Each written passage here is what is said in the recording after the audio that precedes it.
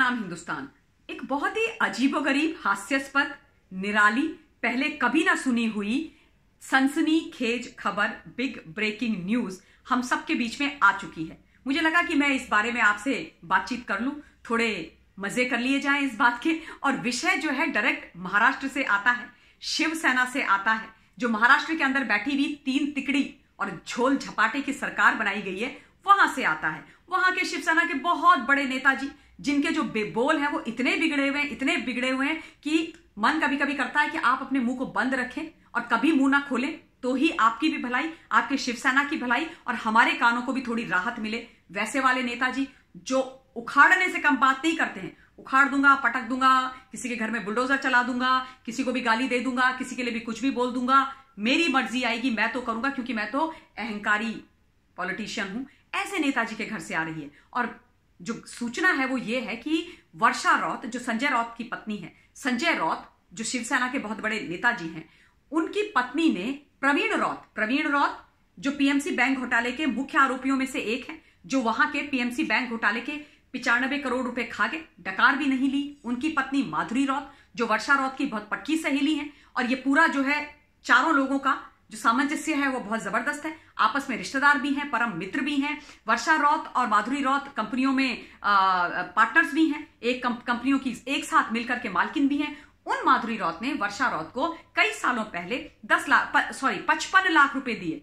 55 लाख रुपए ले लिए वर्षा राउत ने माधुरी राउत से। उस पर कोई ईएमआई नहीं दी, वो पैसे वापस नहीं करे। और उसके बाद जब ईडी इन्वेस्टिगेट करती रही पीएमसी बैंक घोटाले को और उनको ये वाली मनी ट्रेल मिली, ये चीजें पता चली, तो तुरंत सम्मन भेजा गया वर्षा राउत को, उनको बुलाया गया। पहले तो गई नहीं, मना कर दिया, हम ना जाएंगे, हमसे ना हो सकेगा। और उसके बाद जब बुलाया तो गए, प्रश्न पूछे गए, क्रॉस क्वेश्चनिंग हुई, तो हाथ पैर ठंडे पड़ गए और तुरंत बोला कि हमने 55 लाख रुपए वापस कर दिए साहब। 55 लाख रुपए हमने लिए थे, यही परेशानी है ना, तो ये हमने वापस कर ली। ये तुम्हारे 55 लाख रुपए लो माधुरी राउत, अब हमारा आप लोगों से कोई लेना देना नहीं है। आप अपने रास्ते, हम अपने रास्ते, आप कौन हम कौन, बिल्कुल खत्म कहानी। और अब हमको कोई सम्मन वम्मन नहीं चाहिए, ईडी से हमारा कोई लेना देना नहीं है, केस को पल्ला झाड़ के बंद कर दिया जाए। ऐसा होता है क्या? पहला तो मुझे सबसे मजेदार चीज पूछनी है मिस्टर संजय राउत से। उनके लिए एक प्रश्न है और मेरे मन की भाई एक बहुत ही मजेदार क्यूरियोसिटी है। वो ये कि जैसे ही ईडी ने इनको सम्मन भेजा था तो तुरंत इन्होंने वेंडेटा गाना शुरू कर दिया था और बोला कि भारतीय जनता पार्टी का वेंडेटा है। बोला कि मैं ईडी को जो उखाड़ना है उखाड़ ले, मैं देख लूंगा, मैं ये कर दूंगा, मैं वो कर दूंगा। तो अगर वो 55 लाख रुपए का कोई झोल झपाटा नहीं था, उसमें कोई परेशानी नहीं थी, सब कुछ क्लीन एंड क्लियर था, जैसे मिस्टर संजय राउत बोल रहे थे, तो 55 लाख रुपए लौटाने की जरूरत क्या थी? क्यों लौटाए 55 लाख रुपए? रहने देते, लड़ते डंके की चोट पर केस लड़ते, तब देखते ईडी आपका क्या करती है। 55 लाख आपने लौटा दिए भाई, ये साहब ये कौन सी बात होती है? और ये बात होती है तो फिर ये क्यों कहानी गढ़ी थी? क्यों बेचारी बीजेपी को बदनाम कर रहे थे कि बीजेपी पॉलिटिकल वेंडेटा कर रही है, बीजेपी मेरे पीछे पड़ गई है, बीजेपी ये, बीजेपी वो, बीजेपी फलाना, बीजेपी टिकाना। और ईडी जो इन्वेस्टिगेटिव एजेंसी है, जो अपना काम कर रही थी, उनके पास एक लीड थी, उसके बेसिस पर सम्मन भेजे गए थे, उनके पीछे पड़ गए, उखाड़ दूंगा, उखाड़ लो, कर दो, जो करना है, ये वो कहानी। तो अगर ये सब था तो 55 लाख नहीं लौटाने चाहिए थे, पहली बात। दूसरी बात, अगर ये लगता है कि 55 लाख रुपए लौटाने से ईडी अपने केस को बंद कर देगी, इन्वेस्टिगेट नहीं करेगी, तो बहुत बड़ी गलती है। और किरीट सोमैया जी ने, जो पूर्व सांसद हैं भारतीय जनता पार्टी के महाराष्ट्र के और उनके वरिष्ठ नेता हैं वहां के, उन्होंने बिल्कुल सही ट्वीट किया है। मैं उनके साथ कंप्लीटली अग्री करती हूं कि 55 लाख लौटाने से आपके केस में इन्वेस्टिगेशन बंद हो जाए, ऐसा नहीं हो सकता। बिकॉज ईडी क्वेश्चंस करेगी, ईडी के जो क्वेश्चनर तैयार है उनको क्वेश्चन करना है। They will obviously be asking each and every question and seek answers from Mrs Varsha Raut कि वो पैसे क्यों दिए गए, क्या लेना देना था, उसमें ईएमआई भरी कि नहीं भरी तो क्यों नहीं भरी तो उसके डिटेल्स कहां पर हैं, जिन कंपनियों में वर्षा और माधुरी राउत पार्टनर्स हैं उन कंपनीज का लेखा जोखा क्या है, तो तमाम चीज पूछी जाएगी। बिकॉज ये पीएमसी बैंक घोटाले का मामला है, हिंदुस्तान के सबसे बड़े बैंक घोटाले का मामला है, छोटा मोटा घोटाला नहीं है। 72 करोड़ की प्रॉपर्टी प्रवीण राउत की ईडी ने जब्त कर ली है। तो ये केस बहुत बड़ा लंबा चौड़ा केस है। ये अगर आपको किसी ने फंसाया है प्रवीण राउत और माधुरी राउत ने, तो वैसा बोल दीजिए, जो भी है, खैर कहानी। तीसरी बहुत महत्वपूर्ण चीज और विषय, ये दो बड़े नेताजी, जो उद्धव ठाकरे जी, जो वहां के मुख्यमंत्री हैं, उनके लेफ्ट एंड राइट हैंड से, संजय राउत एंड प्रताप सरनायक, दोनों के बहुत बड़े केसेस निकल करके आए। प्रताप सरनायक जिनको उनके पुत्रों के साथ सम्मन किया गया है, जिन पर 175 करोड़ के मनी लॉन्ड्रिंग का केस है, जिनके घर में पकड़ा भी गया। तो क्या पकड़ा गया ईडी के छापामारी के समय पर? पाकिस्तान का क्रेडिट कार्ड। बहुत सीरियस बात है ये। This is a very very very serious matter. अब कल को मिस्टर प्रताप सरनायक सामने आ जाएंगे, बोलेंगे जो 175 करोड़ की मनी लॉन्ड्रिंग का किस्सा है वो पैसे मैंने बराबर कर दिए, वो मैं वापस कर देता हूं और जाता हूं all the way from India to Pakistan and उनका क्रेडिट कार्ड वहां डिपॉजिट करके आ जाता हूं।